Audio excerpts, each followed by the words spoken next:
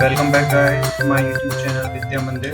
So today we are going to study about the sixth chapter of our science book, that is life processes. इसके बारे में हम पहले ही पढ़ चुके हैं. This is the second part of this chapter. इसको प्रिपेयर किया है मैंने मीन्स द्रोण शर्मा ने. आज हम पढ़ने वाले हैं लाइफ प्रोसेस में एस्पिरेशन के बारे में. In first part we studied about the nutrition. इस पार्ट में पढ़ेंगे हम रेस्पिरेशन के बारे में. तो this is the second part of this chapter. So देर ना करते हुए हम आगे बढ़ते हैं. सबसे पहले टॉपिक समझ लेते हैं कि व्हाट इज रेस्पिरेशन. रेस्पिरेशन एक ऐसी प्रोसेस है जिसमें फूड को मींस ग्लूकोज को हम बर्न करते हैं सेल्स के अंदर, जिससे हमारी बॉडी के अंदर एनर्जी रिलीज होती है और उस एनर्जी का यूज़ कर लेते हैं हम अदर एक्टिविटीज़ के लिए. तो ऐसी प्रोसेस करने के लिए मींस रेस्पिरेशन का जो तरीका है बहुत से ऑर्गेनिज्म अपने अलग अलग तरीके से करते हैं. कुछ ऑर्गेनिज्म यूज़ करते हैं ऑक्सीजन को, कुछ organism some organism oxygen use करते हैं ग्लूकोज को ब्रेक डाउन करके कार्बन डाइऑक्साइड और वाटर में बनाने के लिए, जैसे कि animals and plants. But some animals use करते हैं कोई और तरीका जिसमें वो ऑक्सीजन को यूज़ नहीं करते, बिना ऑक्सीजन यूज़ करे अपना फूड का ब्रेक डाउन कर लेते हैं. For example yeast. So guys आगे चलते हैं. तो अभी हमने समझा कि रेस्पिरेशन एक ऐसी प्रोसेस है जिसमें ग्लूकोज मीन्स हमारे फूड का ब्रेक डाउन होता है सेल के अंदर.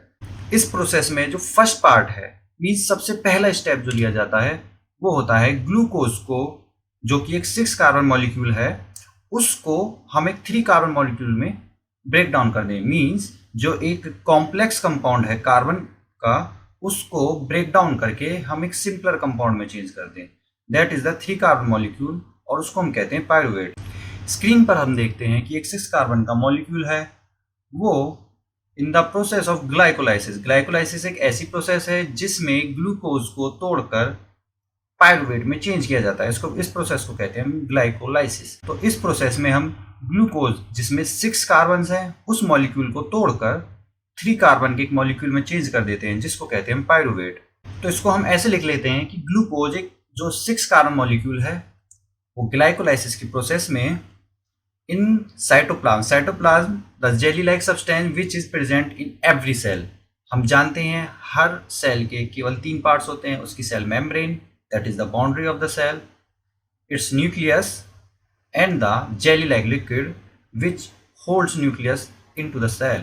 साइटोप्लाज्म में ये प्रोसेस होती है ग्लाइकोलाइसिस, जिसमें ग्लूकोज टूटकर पायरुवेट में चेंज हो जाता है और ये पायरुवेट है 3 कार्बन मॉलिक्यूल. और इसके साथ पायरुवेट में टूटने के साथ थोड़ा सा हमें एनर्जी भी मिलती है, जो हमारा मेन पर्पस है रेस्पिरेशन को करने का. जैसा कि अभी हमने जाना था कि रेस्पिरेशन की प्रोसेस में जो कुछ ऑर्गेनिज्म होते हैं जो ऑक्सीजन का यूज करते हैं, जबकि कुछ ऑर्गेनिज्म बिना ऑक्सीजन यूज करे अपना रेस्पिरेशन कर लेते हैं.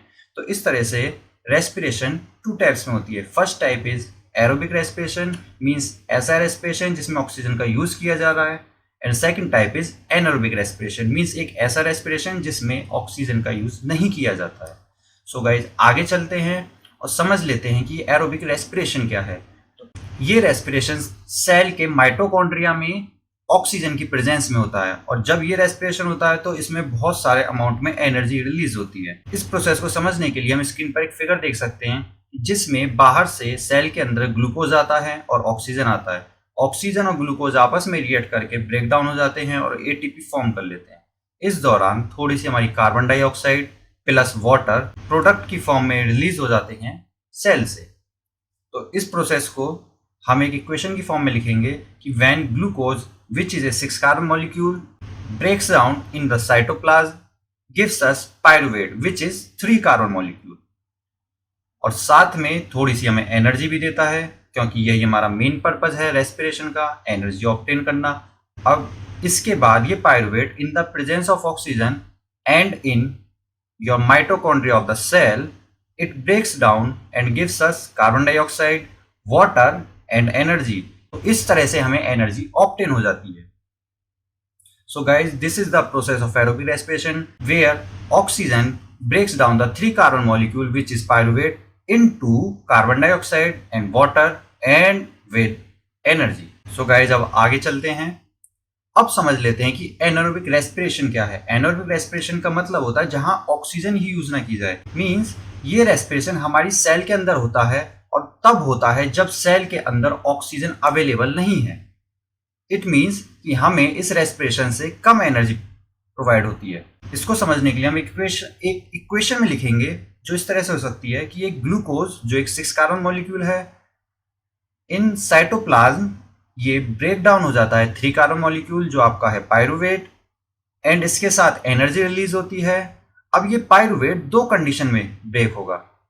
फर्स्ट कंडीशन होगी एनिमल्स जो एरोबिक रेस्पिरेशन करते हैं बट इन केस उनको इनफ अमाउंट में ऑक्सीजन ना मिल पा रही हो। इसके लिए हम ऐसा समझ सकते हैं कि जब हम हैवी वर्कआउट करते हैं तो आफ्टर हैवी वर्कआउट हम कुछ क्रैम्प्स आ जाते हैं मसल्स में, that is due to the lack of oxygen in the cell. तो हम समझ लेते हैं कि दो प्रोसेस हो गई कि जब ऑक्सीजन की कमी है और जब ऑक्सीजन बिल्कुल नहीं है। तो जब ऑक्सीजन की कमी होती है ये होता है हमारा मस्कुलर सेल्स में। अभी हमने समझा था कि मसल जब हम हैवी वर्कआउट करते हैं तो हमारी मसल्स के अंदर क्रैम्प्स आ जाती हैं। एंड जब रेस्पिरेशन ऑक्सीजन की एब्सेंस में होगा, मींस कुछ ऐसे ऑर्गेनिज्म होंगे जो ऑक्सीजन का यूज नहीं कर रहे हैं, वो होते हैं आपके यीस्ट। आप फिगर में देख सकते हैं कि एक ब्रेड है, उस पर जो मोल्ड धीरे धीरे बढ़ता जाता है, तो इस तरह से होता है। तो जब ऑक्सीजन की कमी की वजह से रेस्पिरेशन हो रहा है जो हमारे मस्कुलर सेल्स में है, तो उस दौरान हमारी बॉडी में लैक्टिक एसिड फॉर्म होने लगता है जो एक 3 कार्बन मॉलिक्यूल है और साथ में एनर्जी फॉर्म होती है। ये एनर्जी कंपैरेटिवली एरोबिक रेस्पिरेशन से कम होती है। और जो एब्सेंस ऑफ ऑक्सीजन होता है उस प्रोसेस में इथेनॉल तैयार होता है और इथेनॉल के साथ कार्बन डाइऑक्साइड और एनर्जी भी फॉर्म हो जाती है। इथेनॉल एक 2 कार्बन मॉलिक्यूल है जिसके साथ एक कार्बन डाइऑक्साइड और एनर्जी प्रोड्यूस होती है। सो गाइज हमने यहाँ पे देखा कि एनारोबिक रेस्पिरेशन भी 2 टाइप्स हो सकता है, when there is lack of oxygen and other condition is when there is no oxygen. So guys अब हम आगे चलते हैं और इन तीनों रिएक्शंस को एक साथ लिख लेते हैं। तो इसको लिखने का तरीका इस तरह से होगा कि when glucose which is a 6 carbon molecule breaks down in cytoplasm and gives us pyruvate which is a 3 carbon molecule. With pyruvate we get energy. अब पायरुवेट टूट जाता है 3 तरीके से। फर्स्ट होगा आपका in the absence of oxygen, second होगा in the lack of oxygen and third in the presence of oxygen.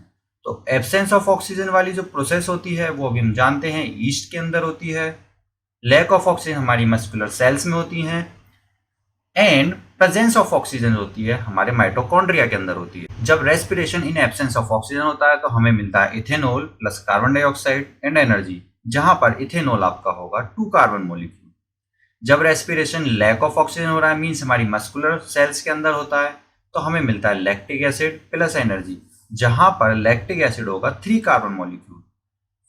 फिर रेस्पिरेशन जो प्रेजेंस ऑफ ऑक्सीजन होता है मीन्स ऑक्सीजन के साथ होता है, जब हमारी सेल्स के अंदर ऑक्सीजन है तो ये प्रोसेस होती है माइटोकॉन्ड्रिया के अंदर और फॉर्म हो जाता है carbon dioxide plus water and energy. So guys this is the most important equation of respiration. So guys अब आगे चलते हैं। अब एनर्जी को समझ लेते हैं कि ये एनर्जी किस तरह से हमारी बॉडी के अंदर यूज होती है। आप फिगर में देख रहे हैं कि ग्लूकोज का मॉलिक्यूल आता है और वो साइटोप्लाज्म में ब्रेक डाउन होकर एटीपी की फॉर्म में चेंज हो जाता है। तो ये एटीपी की फॉर्म में चेंज होने के बाद हमारी बॉडी के अंदर कैसे यूज हो जाता है। तो गाइज यहाँ समझने वाली बात है कि एटीपी एक कॉइन की तरह है, जैसे जस्ट लाइक हम करेंसी यूज़ करते हैं किसी भी कंट्री के अंदर, कुछ भी चीज़ परचेज करने के लिए, कोई भी सर्विस यूज़ करने के लिए हम करेंसी का यूज़ करते हैं। जस्ट लाइक एटीपी भी हमारी बॉडी में करेंसी की तरह है। अगर हमें कोई भी एक्टिविटी करनी होगी तो हमारी सेल तुरंत एटीपी की करेंसी को यूज़ करती हैं और उसको हमारी बॉडी के अंदर एनर्जी की फॉर्म में यूज़ कर लेती हैं। सो गाइस जब एनर्जी रिलीज होती है सेलुलर रेस्पिरेशन में तो ये तुरंत एक मॉलिक्यूल सिंथेसाइज कर लेती है, उसको बोलते हैं हम एटीपी। और ये जो एटीपी मॉलिक्यूल सिंथेसाइज होता है ये होता है एडीपी मॉलिक्यूल से और इनऑर्गेनिक फॉस्फेट से। एडीपी मॉलिक्यूल पहले से ही हमारी बॉडी के अंदर प्रेजेंट रहते हैं। तो ये एडीपी मॉलिक्यूल इनऑर्गेनिक फॉस्फेट से रिएक्ट करके बना लेते हैं एटीपी मॉलिक्यूल और हमारी बॉडी के अंदर स्टोर हो जाता है। इस प्रोसेस को समझने के लिए हम इक्वेशन लिख सकते हैं कि when ATP is fused with phosphate by using some energy it gives us ATP. Means जो हमारी सेल के अंदर पहले से एडीपी था, उस एडीपी ने फॉस्फेट के साथ कंबाइन किया और कंबाइन होने के लिए उसको थोड़ी सी एनर्जी चाहिए थी।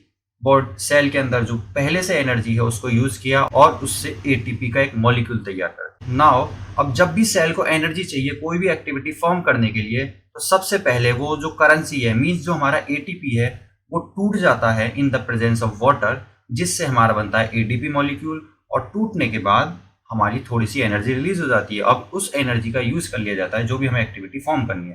तो गाइस, इस प्रोसेस को समझने के लिए इक्वेशन लिखते हैं कि when ATP in the presence of water break down into ADP and gives us energy. So guys, ATP हमारी सेल में एक करेंसी की तरह है जो केवल तभी यूज होती है जब भी हमारी बॉडी को एनर्जी चाहिए होती है। आगे चलते हैं और अब बात कर लेते हैं कि अलग अलग ऑर्गेनिज्म अलग अलग तरीके से रेस्पिरेशन कैसे करते हैं। अभी हमने पढ़ा था कि कुछ ऑर्गेनिज्म ऑक्सीजन का यूज करते हैं, कुछ ऑक्सीजन का यूज नहीं करते। तो ये प्रोसेस होती कैसे? फॉर एग्जाम्पल प्लांट्स को लें तो प्लांट्स स्टोमेटा यूज करता है। इस चैप्टर की फर्स्ट पार्ट में हमने पढ़ा था कि प्लांट स्टोमेटा से गैसेस एक्सचेंज करता है। उस गैसेस एक्सचेंज के बाद क्लोरोफिल में अपना फूड प्रिपेयर कर लेता है। जब प्लांट्स ड्यूरिंग सनलाइट अपना रेस्पिरेशन करते हैं तब कार्बन डाइऑक्साइड एब्जॉर्ब कर ली जाती है, more amount of oxygen release होती है।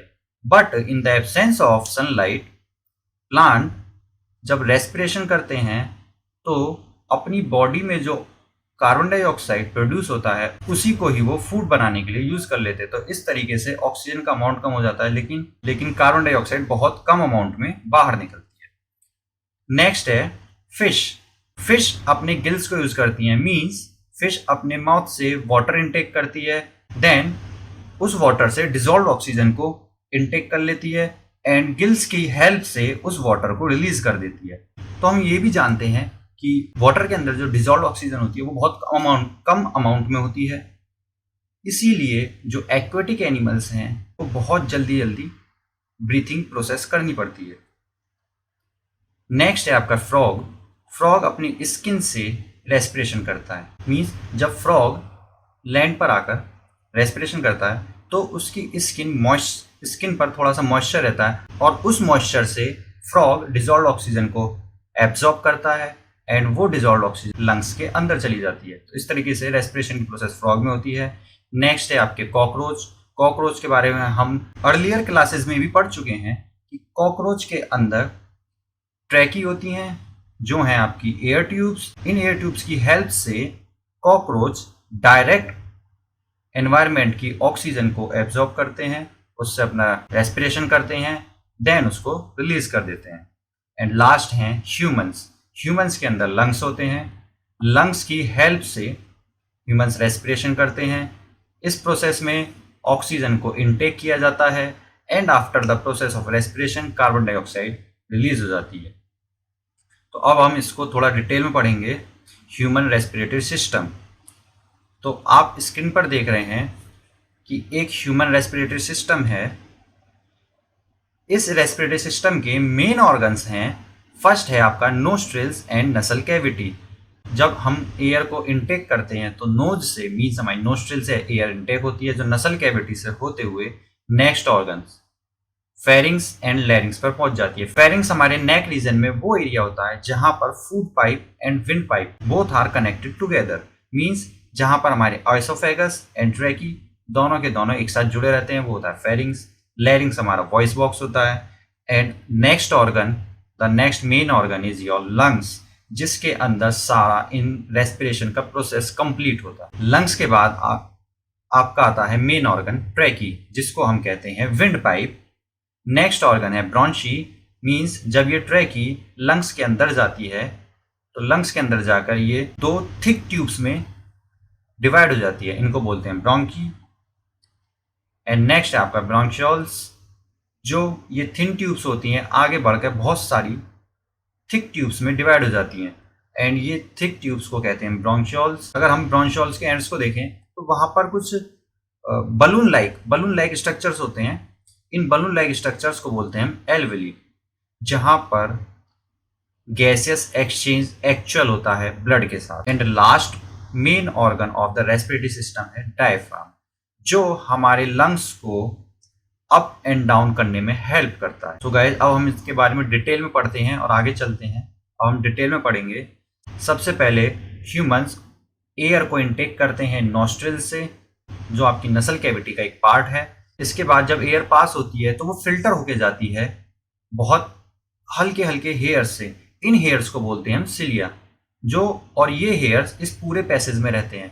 आप जानते होंगे कि स्मोकिंग से कैंसर हो जाता है, तो इसका रीजन यही है कि जब हम स्मोकिंग करते हैं तो स्मोकिंग से वो जो सिलिया है, मीन्स वो जो फाइन हेयर्स हैं, वो फाइन हेयर्स कंप्लीटली डिस्ट्रॉय हो जाते हैं। और कंप्लीटली डिस्ट्रॉय होने के बाद जितनी भी बाहर की डस्ट है, बाहर के अनवांटेड पार्टिकल्स हैं, वो डायरेक्टली हमारे लंग्स के अंदर जाने लगते हैं, जिससे हमारा लंग्स धीरे धीरे डैमेज होने लगता है और at last we have to face the death. इस पैसेज में आपकी सिलिया के साथ साथ म्यूकस भी होता है, जो हेल्प करता है हमारी बॉडी के अंदर आने वाले अनवांटेड पार्टिकल और डस्ट पार्टिकल को रोकने के लिए। फिर ये एयर पास हो जाती है थ्रोट से होते हुए लंग्स में। तो थ्रोट में हमारा फर्स्ट पार्ट है आपका फेरिंग्स, जहां पर wind pipe and food pipe एक दूसरे से कनेक्ट रहती हैं। नेक्स्ट है लैरिंग्स।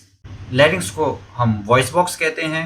अब ये जो विंड पाइप है, विंड पाइप के चारों तरफ कुछ कार्टिलेजेस लगी रहती हैं, कुछ इस तरह से कुछ कार्टिलेजेस लगी रहती हैं। इन कार्टिलेजेस का काम है, तो जो भी हमारी विंड पाइप है, अगर उस विंड पाइप में ऑक्सीजन कम हो जाए तो वो कोलैप्स ना हो पाए। तो स्क्रीन पर आप देख सकते हैं कि ये आपका रिंग्स ऑफ कार्टिलेज है। अब ये एयर विंड पाइप से होते हुए आपके लंग्स में जाती है। तो अब आगे चलते हैं, तो हम फिगर देखते हैं। तो ये आपके लंग्स हैं। तो ट्रेची से, मीन्स हमारी विंड पाइप से जो एयर आई थी वो जाती है आपके लंग्स में। एंड ट्रेची के चारों तरफ एक रिंग्स ऑफ कार्टिलेज होता है, जो हेल्प करता है कि अगर ट्रेची के अंदर आपकी ऑक्सीजन नहीं है, एयर नहीं है, तो वो कोलैप्स ना हो पाए। This is your ring of cartilage. जब ये ट्रेची हमारे लंग्स के अंदर जाती है तो ये 2 पार्ट्स में डिवाइड हो जाती है। इनको बोलते हैं ब्रोंची, जो आप फिगर में देख सकते हैं। और ये ब्रोंची आगे चल के बहुत छोटी छोटी ट्यूब्स में डिवाइड हो जाती हैं। इन ट्यूब्स को बोलते हैं ब्रोंशियोल्स। सो गाइस हम लंग्स के अंदर जाके देखेंगे। तो this is the internal organ of your lungs. अब अगर हम ध्यान से देखें, ब्रोंशियोल के एंड्स कुछ इस तरह से एक बलून टाइप दिखाई देते हैं। ब्रोंशियोल्स के जो एंड्स होते हैं वो एंड एक टाइनी बलून की तरह दिखाई देते हैं।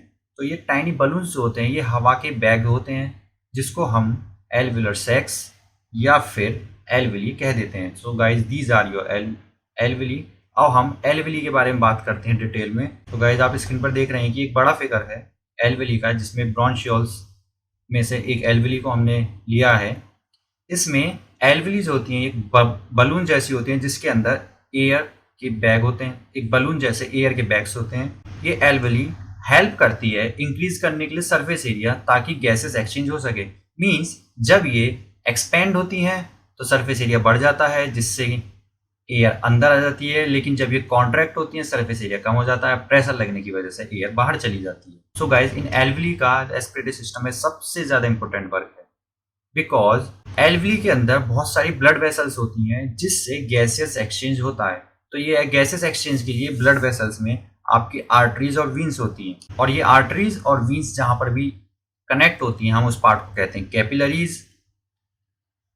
जब ब्लड कार्बन डाइऑक्साइड पूरी बॉडी से घूम के लाता है हमारे एल्विली के अंदर, तो ये कार्बन डाइऑक्साइड रिलीज हो जाती है एल्विली के अंदर प्रेजेंट एयर में, और वहां से ऑक्सीजन एब्जॉर्ब कर लिया जाता है। और ये एब्जॉर्ब किया हुआ ऑक्सीजन ब्लड के अंदर मिक्स होकर चला जाता है वापस हमारी बॉडी के अंदर। सो गाइज इस तरीके से हमारी बॉडी के अंदर ऑक्सीजन एब्जॉर्ब कर ली जाती है और कार्बन डाइऑक्साइड रिलीज कर दी जाती है। तो गाइज अब हम इस पूरी प्रोसेस को एक साथ कंबाइन करें तो हम इसको इस तरीके से रिप्रेजेंट कर सकते हैं। यहाँ पर हमने देखा कि एक गैस बबल लिया है, जो सबसे पहले लैरिंग से होता हुआ हमारा जाता है ट्रैकी के अंदर, ट्रैकी के बाद ब्रोंचिस में, ब्रोंचिस के बाद ब्रोंशियोल्स में, एंड ब्रोंशियोल्स के बाद ये आपका पहुंच जाता है एल्विली के अंदर, जहां पर कंप्लीट गैस एक्सचेंज होता है, कार्बन डाइऑक्साइड रिलीज कर दी जाती है, ब्लड से एंड ब्लड के अंदर ऑक्सीजन एब्जॉर्ब कर ली जाती है। तो ये पूरी प्रोसेस है आपकी ह्यूमन रेस्पिरेटरी सिस्टम की। सो गाइज आई होप ये बिल्कुल क्लियर हो गया होगा। अब हम बात कर लेते हैं कि ये रेस्पिरेशन के लिए कॉन्ट्रैक्शन एंड रिलैक्सेशन होता कैसे, मीन्स वो एल्विली कॉन्ट्रैक्ट कैसे होती हैं जिससे कि कार्बन डाइऑक्साइड बाहर निकल सके, और वो एक्सपेंड कैसे होती है जैसे जिससे कि ऑक्सीजन एब्जॉर्ब की जा सके। सो गाइज इसके लिए हम आगे चलते हैं और मैकेनिज्म ऑफ ब्रेथिंग को समझ लेते हैं। ये हमारा डायफ्राम पे डिपेंड करता है। जब भी हम एयर को ब्रेथिंग करते हैं तो मसल्स ऑफ डायफ्राम वो कॉन्ट्रैक्ट हो जाती हैं। इस तरीके से डायफ्राम हमारा नीचे आ जाता है और चेस्ट कैविटी एक्सपेंड हो जाती है, और इस तरह से चेस्ट कैविटी एक्सपेंड होगी तो हमारे लंग्स का वॉल्यूम बढ़ेगा और एयर लंग्स के अंदर एंटर कर जाएगी। बट जब हम एयर को ब्रेथ आउट करते हैं तो हमारे डायफ्राम की मसल्स रिलैक्स हो जाती हैं, मीन्स डायफ्राम थोड़ा सा ऊपर की तरफ मूव कर जाता है और चेस्ट कैविटी कॉन्ट्रैक्ट हो जाती है और हमारे लंग्स से एयर बाहर चली जाती है। सो गाइस इसको हम थोड़ा सा मोशन में देखना चाहें तो इस तरह से होगा। जब डायफ्राम ऊपर जाता है तो चेस्ट कैविटी कॉन्ट्रैक्ट हो जाती है और एयर आउट हो जाती है। बट जब डायफ्राम नीचे आता है चेस्ट कैविटी एक्सपेंड हो जाती है और एयर इन आ जाती है। आप फिगर में ये बहुत अच्छे से समझ पा रहे होंगे। सो गाइस अगर हम इसको थोड़ा प्रैक्टिकल वे में करना चाहें, कुछ अपने तरीके से समझना चाहें, तो आप फिगर में देख सकते हैं कि हमने एक सैंपल तैयार किया है कि किस तरीके से डायफ्राम काम करता है। तो नीचे जो ब्लू कलर दिखाई दे रहा है ये आपका डायफ्राम का वर्क कर रहा है, एंड 2 येलो बलून्स आपका वर्क कर रहे हैं लंग्स की तरह। तो जब डायफ्राम नीचे आता है तो बलून्स का वॉल्यूम एक्सपेंड हो जाता है और वो एयर को इन कर लेते हैं, लेकिन जब डायफ्राम ऊपर जाता है तो एयर आउट हो जाती है। सो गाइज आई होप कि ये क्लियर हो गया होगा किस तरीके से हमारी बॉडी के अंदर ब्रेथिंग प्रोसेस होती है, मीन्स पूरी बॉडी के अंदर रेस्पिरेशन होता है। So guys this is the end of this part of the video. मेरे साथ बने रहिए इसी चैनल पर, आपको आने वाले टाइम में और भी वीडियो मिलने वाली है। And don't forget to like and subscribe because your subscribe gives me a hope and the motivation. So guys, stay safe. Thank you for watching this video. Bye.